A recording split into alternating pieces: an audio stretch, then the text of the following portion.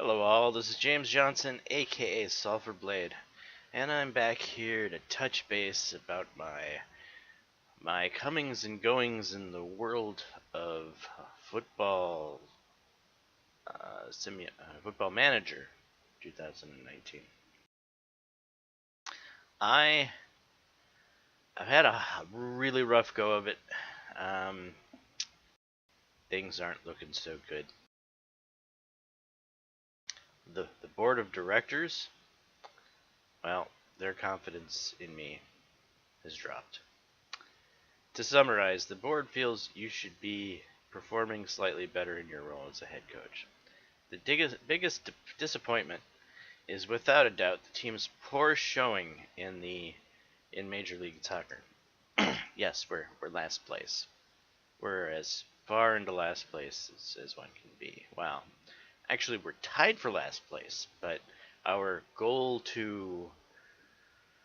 our goal to goals scored against us difference, the tiebreaker modifier, is just through the roof that we'll never win that. Yeah, we got blew out many games, and so we've got a horrible goal to goals against us scored difference. So no tiebreaker winning for us in that field. There's one positive to draw on, however, and that's the fans' delight at the Minnesota 3-1 U.S. Cup 5th round victory over Colorado. So we managed to beat an MLS team who was near the bottom of the pack, and we managed to move forward in the U.S. Cup. So they're happy about that. So competitions, I'm getting only 32% confidence or belief from the board of directors. The board wants to fire me. Matches, I guess this is how the fans feel about the matches, as I've been on a bit of a win streak, actually, though it hasn't made any difference on how the board feels about me. Every game I go into, they're ready to fire me. But I've been on a win streak, on a tear. Club stature hasn't changed. I don't think it will. Transfers remain the same since pretty much, well, when I did some transfers, which was back towards the beginning. Locker room atmosphere is through the roof. The guys will walk on water for me. They think I'm great. Leadership support. I'm not too sure what this is. I assume this is my team captains. They love me, so that must be what this is. And tactics. I used to have really a low rating in tactics, but all of a sudden it went really high, and I haven't changed my tactics at all. Uh, I've discovered every time I try to change my tactics, the team just does worse and worse. So I've been sticking with this very defensive tactic, and it's the only thing that seems to get me any victories. So I just stick with that. Even when everyone tells me it's a terrible idea, I do it and still manage to pull out some wins. So that's how I am on tactics. The one very defensive tactic that seems to work for the team is the only tactic we use, and somehow that's gotten people up to pleased.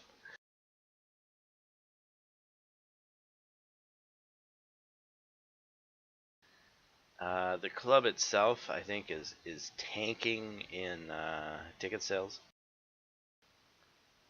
Here we are, profit to loss this month. Um, we've gone way downhill in making any money.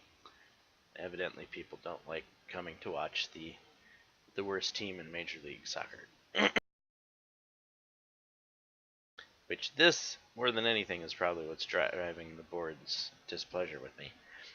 And even with my huge win streak, which it's been a rather irrelevant win streak, a bunch of it is these uh,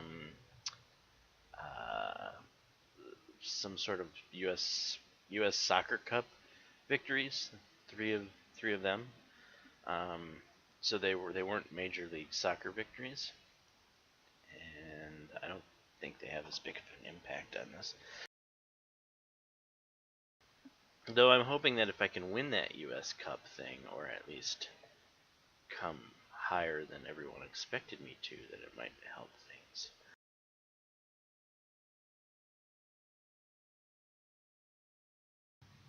Scouting, I don't know why I even bother with this. They keep scouting these international players that I don't even have the room to use.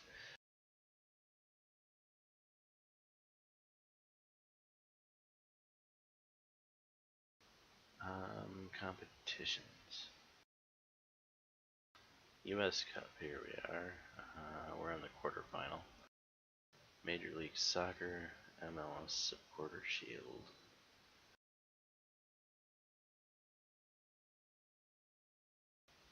We are towards the bottom of the MLS Supporter Shield. Evidently, there's some teams worse than us in the other conference. Amazing.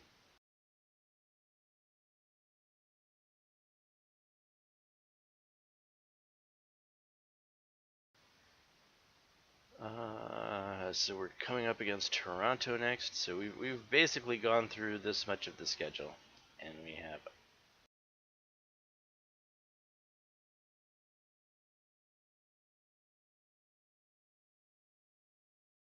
I don't know. We're a little over halfway through the schedule, so maybe we can pick up on some things here.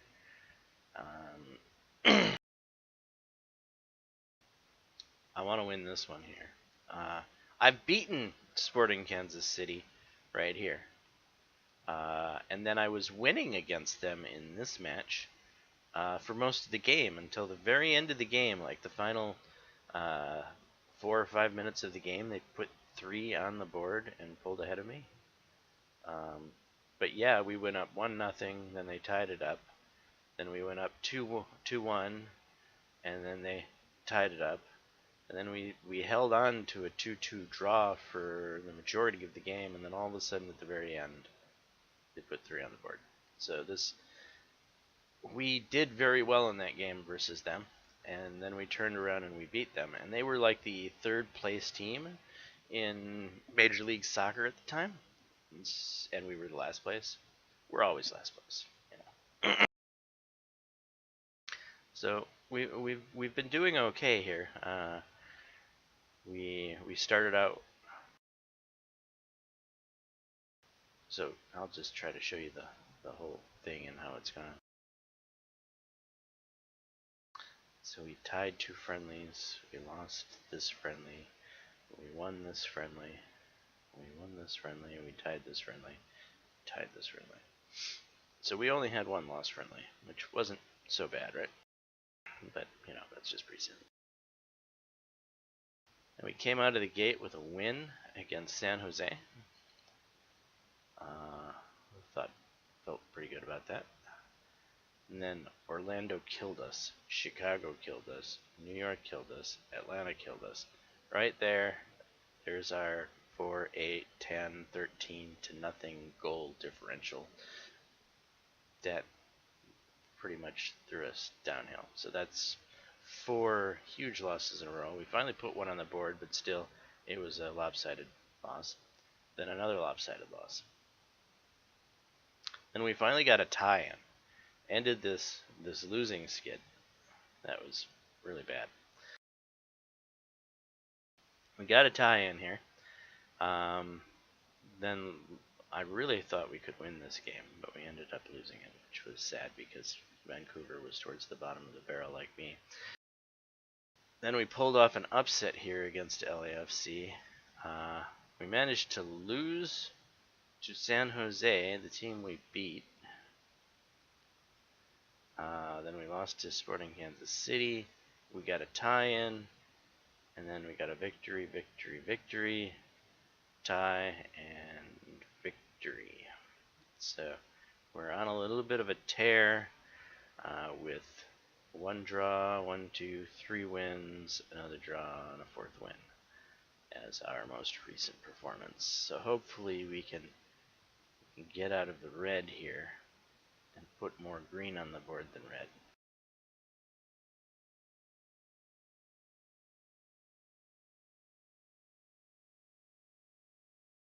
Though this seems to be some difficult teams coming up.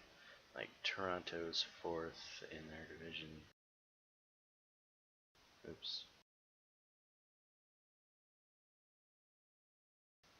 Houston Dynamo, where's the writing? Show me.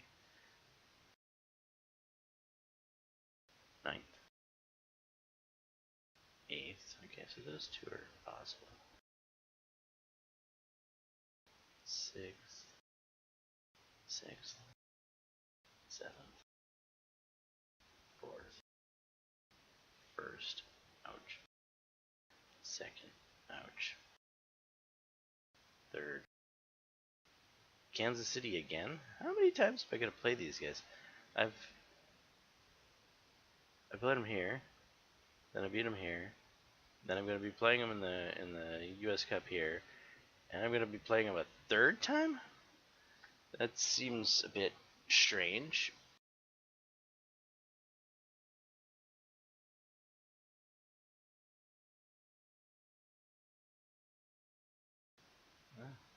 Can't make this problem. I don't know. I don't think things are looking good for me. There's a Colorado.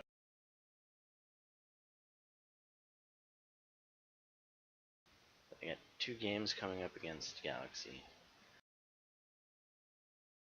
Oh, I'm in trouble. I'm gonna be fired. Things are looking up in the medical center. At one point, well, when I was getting all those losses, and half my team was injured, I've finally got a healthy team, and things are starting to pick up. So that's a good thing. Training is going along.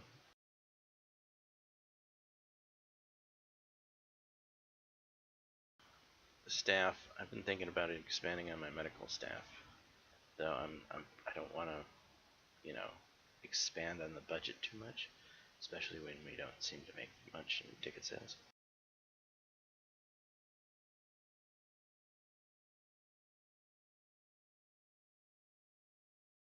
We seem to have a bigger amount of weakness than we do strengths in the team report.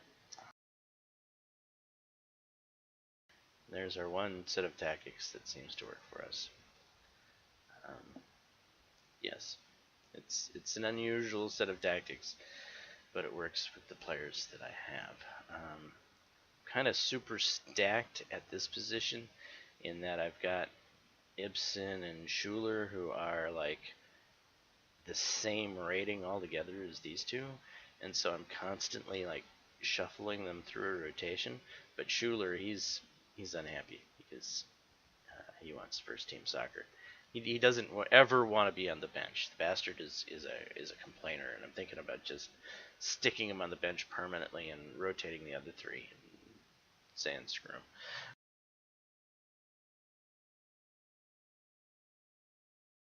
him. I've got Pangop, who has actually done stuff this year, sitting here on the bench when Rodriguez is supposedly my guy, who I've been waiting to come back from injury forever and ever and ever, and since he's come back from injury, he hasn't scored a goal.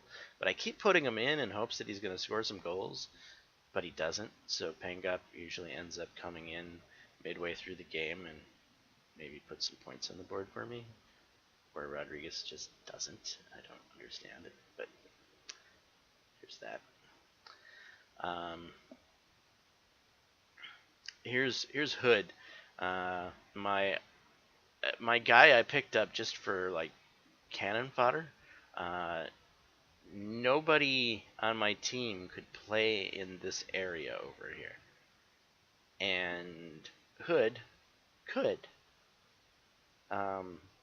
He couldn't play there very well, but he could play there better than anyone on my team.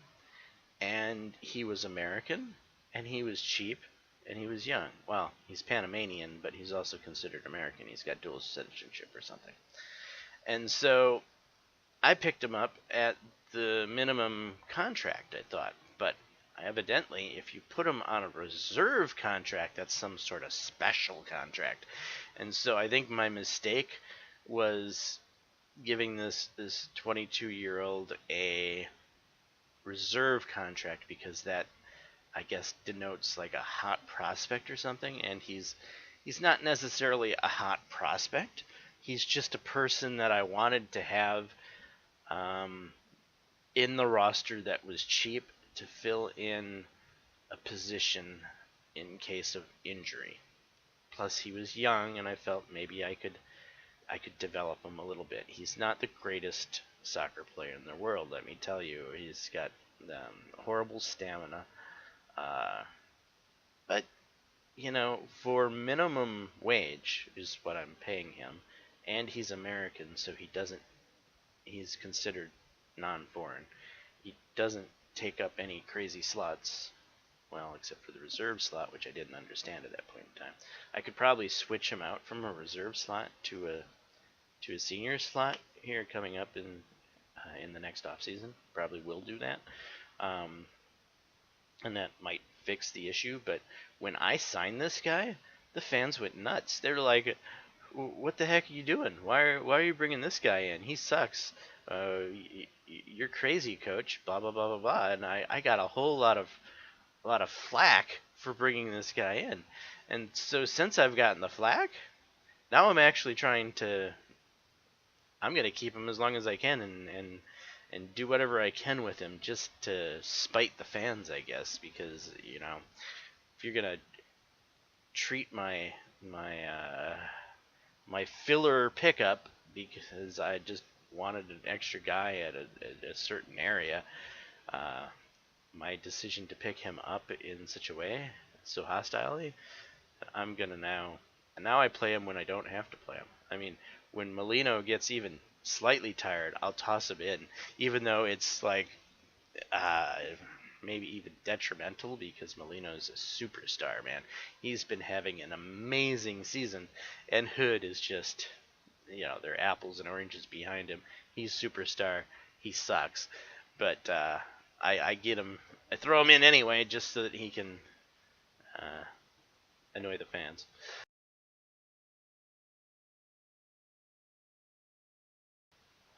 Here's my team dynamics. I've got this Rasmussen and Schuler, who's all uh, upset about first team soccer. I've got Denlotti, who is upset about first team soccer, but I told him he could start more. Um, if you look, he's starting right now, and he does tend to start fairly regularly. It's just because of injuries and stuff. I think he got injured at one point, but anyway, I've been putting Mason Toy in to develop him, because he's pretty young, and he could become a fairly decent striker, I think. Anyway, I've been trying to develop Toy, and also was trying to develop Jai, this guy down here, but he's Scottish. Even though he's young, he's Scottish, and I've had to give him far less time in the matches, because, well, he just doesn't fit in with the whole, you can only have X amount of substitutes, X amount of people at these positions, and even though he's a young, contrary to what the arrows are saying, possible player that could develop into something, I think. Early on, I was giving him more playtime, and Dunlottie, he just got upset with having to share with the young Mason Toy and Jai Quitongo there. So I've had to make sure that he stayed in. Plus, Pangop has been pretty good. He's had a great season so far. Not the best stats, but he keeps putting he keeps scoring goals. Well, it says he's only scored one goal, doesn't it? But that one goal seems huge compared to Rodriguez, who doesn't seem to ever put it in the goal. So yeah, there's that. I just feel Pangop has been playing far better than Rodriguez, even though Rodriguez is the superstar. Game is strange like that. It really, it's not like Madden where the superstar is going to generally always perform at a high level. They like to I don't know. The game seems like it spices things up by making the non-superstars excel from time to time, and the superstars just really suck from time to time. I don't know if that's on purpose or how that is, but it does make the game feel very random. Like you could get any result in any game at any time. And I'm not sure if I'm all for that, because in football, well, in American football, if you're the better team, you tend to win. Uh, from what I've been noticing in Soccer 2019, if you're having a bad day, you tend to lose, and if you're having a good day, you tend to win. And being better team or worse team, that's marginal. At least that's the way it's simulated, it seems. Alright, so team leaders love me.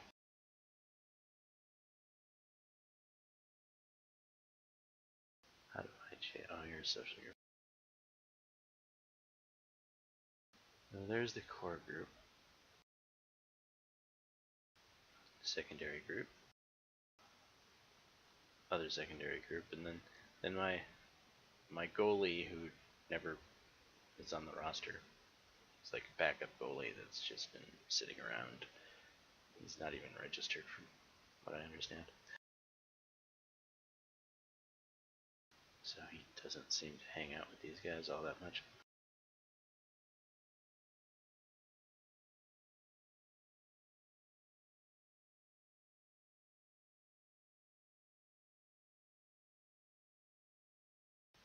So there's my team leaders, highly influential players. The influential players, I have one, Rasmus Schuler, who's,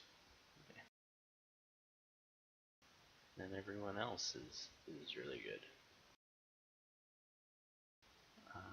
Management.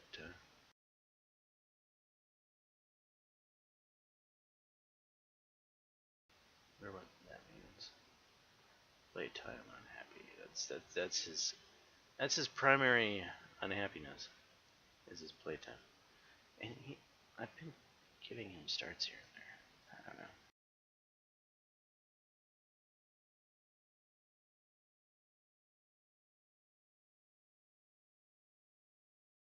He's concerned about his playtime. Yep. So yeah, they throw a lot of stuff into this game at you.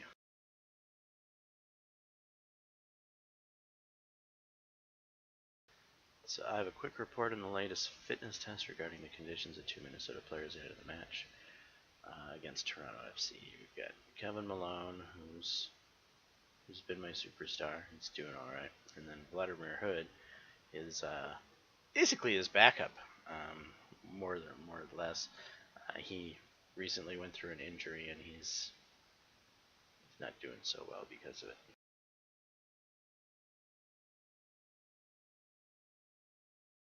Plus, as a backup, tends to have less fitness. It's easier to keep the starters in shape than the guys on the bench, especially with the weird scheduling that's in this game. You can have like back-to-back games. A game on Tuesday and then a game on Thursday, and it just blows my mind how that works. It's like, really? Give the players a week off before you throw another game at them? But no, this game puts a heavy workload of games on the players, and so there's never any time off. And having an injury, man, that can really screw things up.